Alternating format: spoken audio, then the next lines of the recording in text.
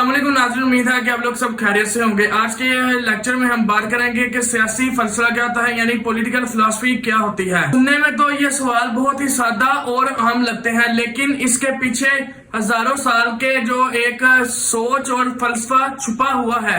सबसे पहले हम बात करते हैं कि सियासी फिलॉसफी क्या होती है। नाज़रीन, सियासी फिलॉसफी दरअसल ये वो होती नाज़रीन सियासी फिलॉसफी क्या होती है। दरअसल इसमें यह जाना जाता है कि एक रियासत का मकसद क्या है, हुकूमत क्यों जरूरी है, आजादी की हदूद क्या होनी चाहिए, फर्द और रियासत का आपस में क्या ताल्लुक होना चाहिए।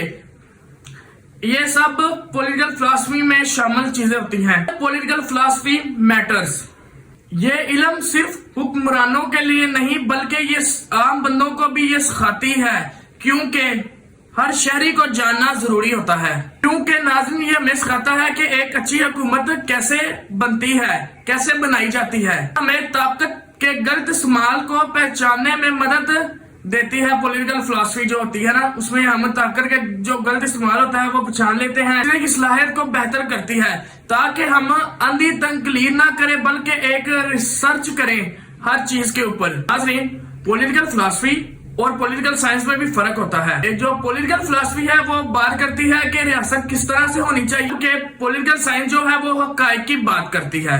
बात इस तरह करती है कि कैसे रियासत काम करे। पॉलिटिकल फिलॉसफी, नाज़रीन हम जिसकी बात कर रहे हैं वेस्टर्न पॉलिटिकल फिलॉसफी जो है वो मगरब से शुरू हुई है। नाज़रीन, आने वाले दिनों में हम लोग पढ़ेंगे अरिस्टोटल को, प्लेटो को, रोसो को।